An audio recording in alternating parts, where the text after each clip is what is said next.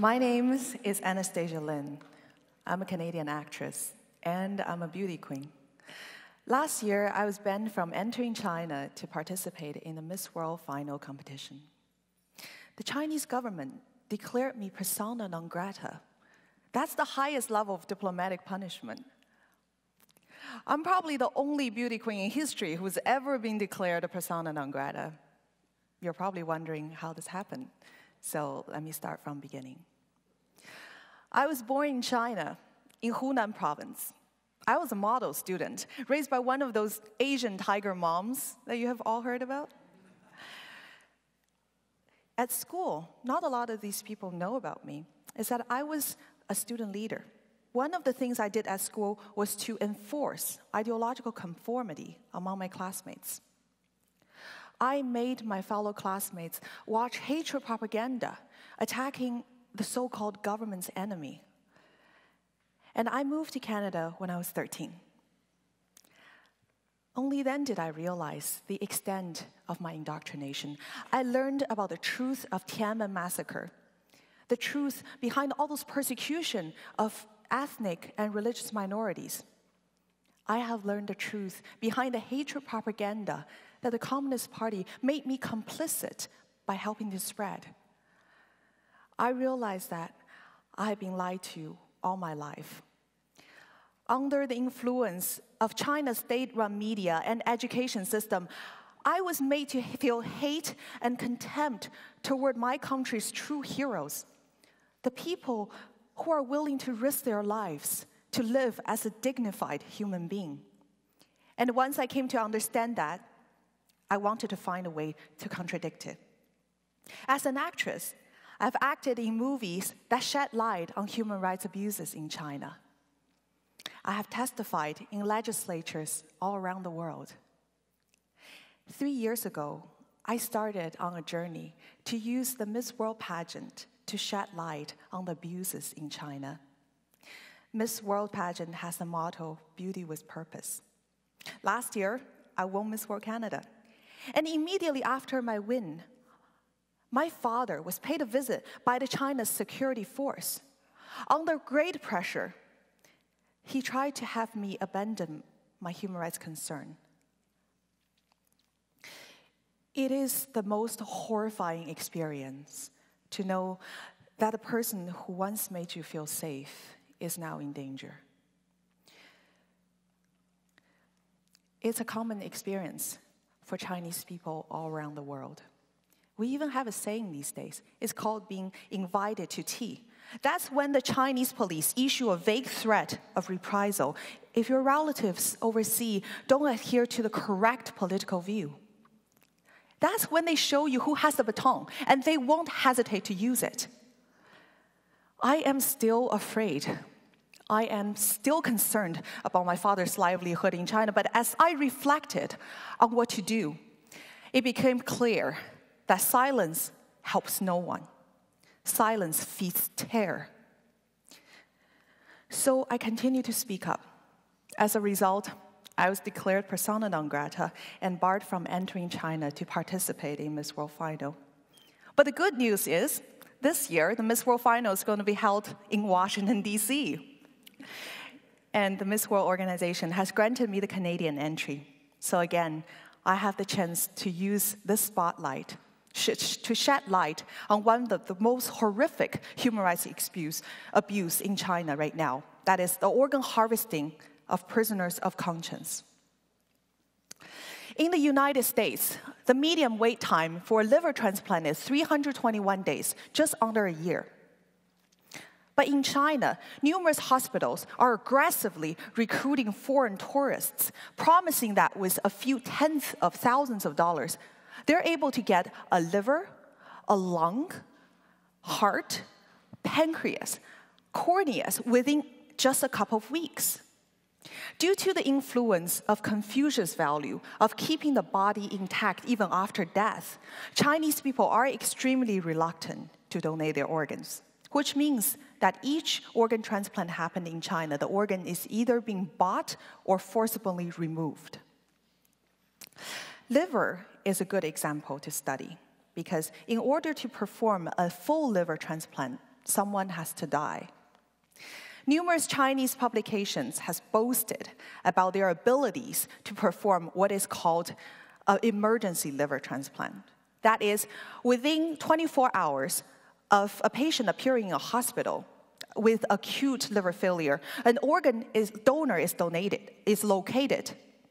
And they just need to be incredibly lucky that someone has a car crash which made their organ available in order to have the transplant. That just doesn't really happen without an accident. China does not have a national voluntary organ donation. There is large volume of emergency organ transplant performed in China, liver. Over 26% in 2006. How are the Chinese government able to locate a live organ donor with the same blood type of the patient and able to take it on demand within a few hours? That just doesn't happen. The Chinese government claimed that all these organs come from death row inmates, but there aren't nearly enough death row inmates to supply the massively expanded organ transplant industry after 2000. And not to mention that death row inmates have a hepatitis rate as high as 50%, and they had to be executed according to Chinese law within 7 days of their death sentence. UN Special Rapporteur has repeatedly asked Chinese to have an explanation for the organ sources, but the Chinese government never gave one.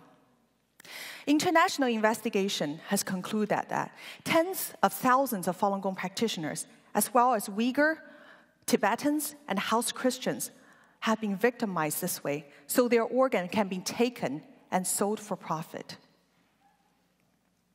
In the late 1990s, 70 to 100 million Chinese people were practicing this peaceful meditation practice of the Buddha school, Falun Gong, rooted in the principles of truthfulness, compassion, and tolerance. They offered an alternative to communist atheist dogma and money worship. Initially, it was supported by the government as a way to improve health. But the number of Falun Gong practitioners is way higher than the number of Communist Party. Such a large independent group is unprecedented in Chinese communist history. Communists never wanted anybody to compete with them ideologically, however benign. What unfolded was the largest concerted action by the China's security forces since the Maoist era. In a recent report, Freedom House showed that hundreds of thousands of Falun Gong practitioners have been detained without trial, making them the largest group of prisoners of conscience in China, if not the world. In 2001, the party has officially sanctioned the use of torture to force these people to renounce their belief, resulting in a huge number dying in custody. A whole publication industry sprung up to spread anti-Falun Gong propaganda, to vilify and dehumanize Falun Gong practitioners. And all of this, of course, is the key ingredient for a dictator to justify killing, to dehumanize the targeted group. From that point on, the Chinese citizens who practiced Falun Gong were outside the protection of the law. And this explains how organ harvesting has come about. With potentially millions of Falun Gong practitioners incarcerated in China's vast prison camp system, they're worth more dead than alive. They're blood typed, and once a blood match is made, they can be simply put under anesthesia and have their organs removed. I want to end this presentation by showing one of the clips from my most recent movie, The Bleeding Edge. 停，他不行了。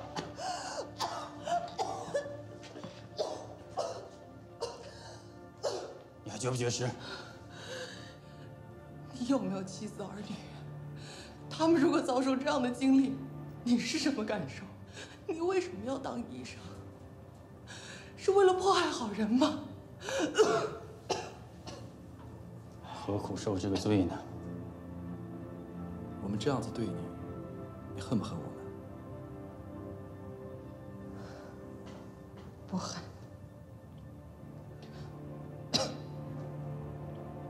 你们才是这场迫害真正的受害者。为了这种丧尽天良的事情。将来这场迫害的真相大白于天下的时候，你的孩子问你，迫害法轮功的时候你在做什么？你们怎么回答？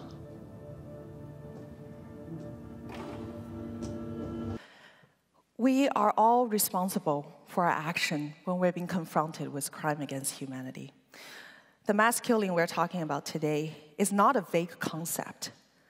The victims are real people, and they're extremely people who seek nothing more than to live as dignified human beings. And as a result, because they don't want to relinquish who they are, the government has killed them on an industrial scale. It is my hope to use this year's Miss World competition to shed light on this atrocity. And I hope after today's talk, you're going to feel the same way. Thank you very much.